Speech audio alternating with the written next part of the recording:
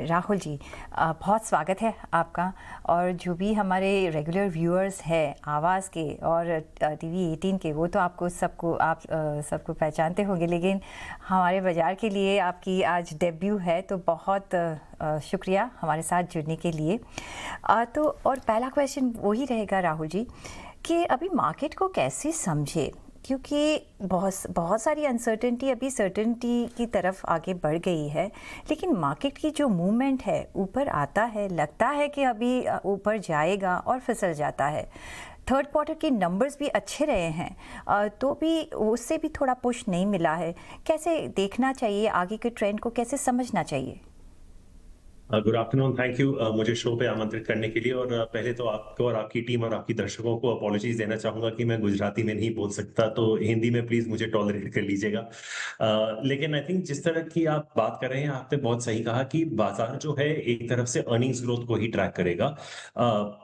देखिए, ये साल तो मोटा मोटी खत्म हो चुका है। अगर आप FY27 के अर्निंग्स प्रोजेक्शंस देखें, वो 12-13% के आसपास हैं। एक तरफ से बाजार को मेरे हिसाब से पुश इसलिए नहीं मिल रहा क्योंकि जिस तरह का हमने रुपी डिप्रिसिएशन देखा है पिछले कुछ महीनों में, ऑलमोस्ट 92 के आसपास जाके थोड़ा अप्रिशिएट हुआ है ट्रेड डील के बाद। तो अगर मैं एक FII इन्वेस्टर हूं और मैं भारत की तरफ देख रहा हूं और मुझे लगता है कि मुझे 12-13% की रिटर्न्स मिलेंगी जो कि निफ्टी अर्निंग्स ग्रोथ प्रोजेक्टेड है, उसमें तो मेरा वैसे भी 12.5% लॉन्ग टर्म कैपिटल गेन्स जा रहा है। उसके बाद 3-4% आपका रुपी डिप्रिसिएशन हो जाता है। उसके बाद आप अपनी इन्फ्लेशन को एडजस्ट करते हैं, तो मोटा मोटी क्या हो जाता है कि आपका ये सब एडजस्ट करने के बाद रिटर्न जो आता है वो 5.5-6% के आसपास आ जाता है, नेट ऑफ एवरीथिंग। यूएस में आप देख लेंगे तो आपको यूएस का 10 ईयर यील्ड 4.5% पे मिल रहा है। जापानीज बॉन्ड्स काफी अच्छे कर रहे हैं इस वक्त। तो आई थिंक एक तरफ से फॉरेन कैपिटल के लिए हमारा बहुत जबरदस्त कंपटीशन है।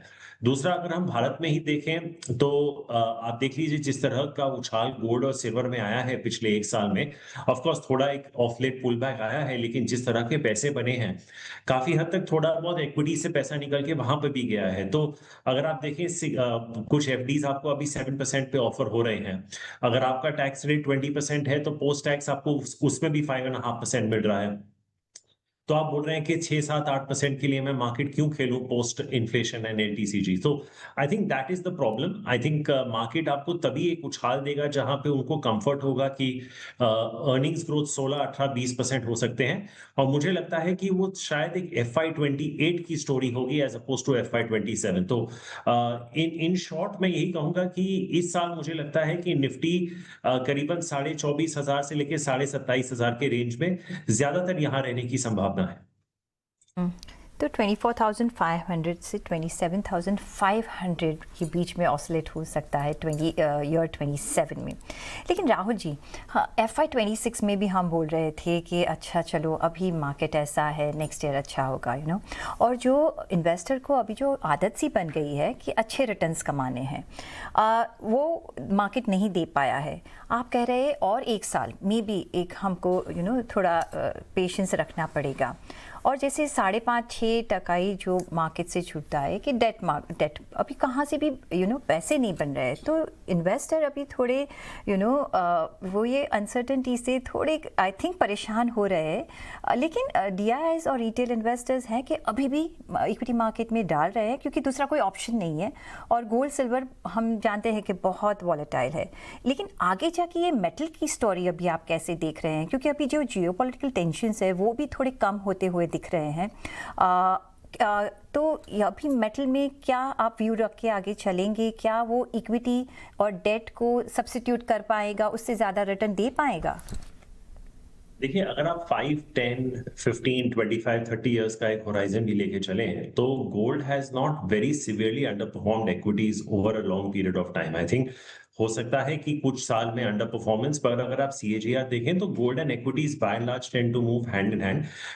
जैसे मैंने कहा, थोड़ा बहुत अंतर कभी हो सकता है कि एक पीरियड में अगर निफ्टी ने आपको 200% का रिटर्न दे दिया, हो सकता है उसी पीरियड में गोल्ड ने आपको 125 या 150% रिटर्न दे दिया, बट वो भी बहुत हैंडसम रिटर्न होती है।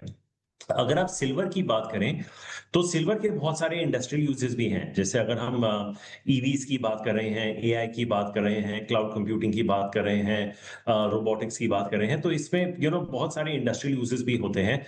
Gold is typically used as a hedge against inflation. I think अगर जहां लोगों को लगता है कि कहीं और से पैसा नहीं मिलेगा, government securities, fix income equities, तो गोल्ड कभी कभार वहां पे एलोकेशन बढ़ जाता है। लेकिन मैं अभी भी कहूंगा कि I despite saying that the market might consolidate, मैं अभी भी कहूंगा कि आपके 60 से 65% जो एलोकेशन है आपके पोर्टफोलियो का, अगर आपके पास 100 रुपए हैं तो 60-65 रुपीज ऑफ दैट अभी भी आपको इक्विटीज में डालने चाहिए।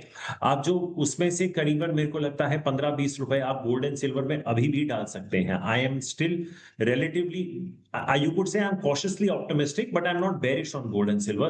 और जो बाकी का 15 बच जाएगा उसमें आप रियल एस्टेट या फिक्स इनकम उस हिसाब से खेल सकते हैं, but the bulk will be still very much in equities. And I still think कि गोल्ड और सिल्वर आपको, अगर आप समझो 1 साल का व्यू लेके चल रहे हैं यहाँ से, मैं सरप्राइज नहीं होगा कि आपको यहाँ से गोल्ड और सिल्वर 15-20% के रिटर्न्स यहाँ से भी दे दें ओवर द नेक्स्ट 1 ईयर। जो आपने पॉइंट रेस किया कि निवेशकों को या एंट्रेंस को आदत नहीं है, आई थिंक एक तरफ से काफी सारे इन्वेस्टर जो 2020 के बाद आए हैं, उन्होंने शायद देखा नहीं है कि मार्केट कई सालों तक सो जा सकता है। It can just be sideways for a very very long period of time. And I think एक तरफ से अच्छा भी है कि ये एक टाइम करेक्शन हो रहा है, प्राइस करेक्शन ज्यादा नहीं हो रहा। लेकिन जो हम अर्निंग्स की बात कर रहे हैं, ये Q3 के बाद there is genuine signs of bottoming out, which is why I think जब हम FY28 की बात कर रहे होंगे, there is a good chance कि हम 15-20% earnings की बात कर रहे होंगे। So I think earnings are in the process of bottoming out, but I still think this could be a relatively good year for metals, not just gold, silver, but even something like copper. Absolutely.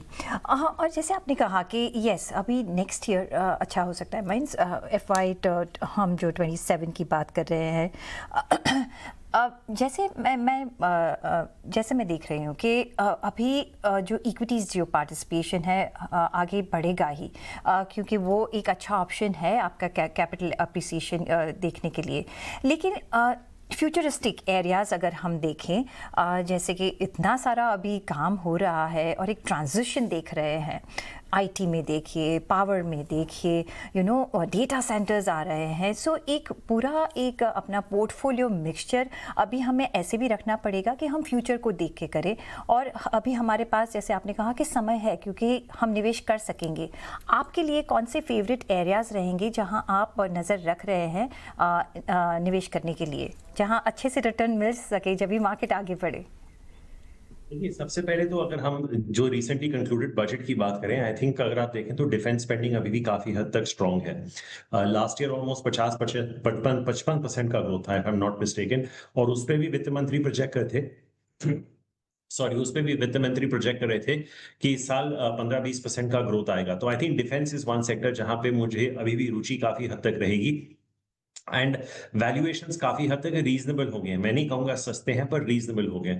आपने खुद अभी IT का जिक्र किया। अब हम देख रहे हैं कि जिस तरह की चर्चा हो रही है, ना ही हिंदुस्तान में बट जो यूएस में भी अभी पूरा कॉन्क्लेव हो रहा है एआई को लेके, डेटा सेंटर्स, जो आपने बहुत सही कहा, एक डायरेक्ट वे नहीं होता इंडिया में प्ले करने के लिए। So it's better to stick with the leaders like say TCS, Infosys. लेकिन बहुत सारी छोटी मिड टू स्मॉल कंपनीज हैं जैसे परसिस्टेंट, केपीआईटी, टाटा एलेक्सी, कोफोर्ज, जो ये कैपेबिलिटीज को अक्वायर कर रही हैं। So I think IT could be a dark horse अगर आप अगले 12 से 15 महीने को लेके चलें। एंड तीसरा एक बॉकेट जो मुझे काफी अच्छा लग रहा है वो है कंज्यूमर डिस्क्रेशनरी। हालांकि कंज्यूमर स्टेपल्स में आपने देखा होगा जो मैच्योर्ड कंज्यूमर स्टेपल्स कंपनीज हैं, उनमें अभी भी वॉल्यूम ग्रोथ 3-4-5% का ही आ रहा है। लेकिन कंज्यूमर डिस्क्रेशनरी कंपनीज, चाहे वो होटल्स हो, चाहे एविएशन हो, लिकर स्टॉक्स हो, इनमें अभी भी वॉल्यूम ग्रोथ अच्छी आ रही है। आप प्रीमियम टू व्हीलर्स भी देख लें, जैसे आयशर के जो आंकड़े आ रहे हैं, तो I think I would still be relatively overweight on consumer discretionary. And I think काफी हद तक फार्मा आउट ऑफ फ्लेवर रहा है काफी समय तक। I think it is not illogical to think कि वो एक सेक्टर है जो काफी हद तक वापस आ सकता है। Lastly I think auto. तो ये 5 सेक्टर होंगे जहां पे मेरी ज्यादा इंटरेस्ट होगी: IT, auto, pharma, consumer discretionary and defence. Rahul ji, समय कम है लेकिन तो भी मैं एक क्वेश्चन पूछ लूँगी। FIIs कितनी आप देख रहे हो कि वो एंट्री करेंगे कि अभी भी अवॉइड करते रहेंगे? मेरा ये मानना है कि इस फिस्कल ईयर के सेकंड हाफ में एक बहुत स्ट्रांग केस है एफआईआईएस को रिटर्न करने का। जैसे मैंने आपको कहा, मुझे पूरा विश्वास है कि जो हम अर्निंग्स ग्रोथ की बात कर रहे हैं जो FY 28 में है, वो 16 to 20% के बीच में होगी। और जब जैसे अगर 3-6 महीने और गुजर जाएं और हम नेक्स्ट ईयर पे कंपनीज वैल्यू करना, अभी भी लोग FY 27 पे वैल्यू कर रहे हैं, बट जैसे ही हम FY 28 पे रोल ओवर करेंगे और काफी हद तक ये जियोपॉलिटिकल रिस्क भी काफी हद तक रिसीड हो जाएंगे, I think there is a very genuine case. तो मुझे लगता है कि somewhere in that period of September to November they could be a very good time for FIIs to come back. चलिए, on that positive note Rahul ji, बहुत शुक्रिया आपका हमारे साथ जुड़ने के लिए, और आशा करेंगे कि आप हमारे साथ रेगुलरली अभी जुड़ते रहो। लेकिन आज के लिए बहुत शुक्रिया, thank you so much. Thank you for having me.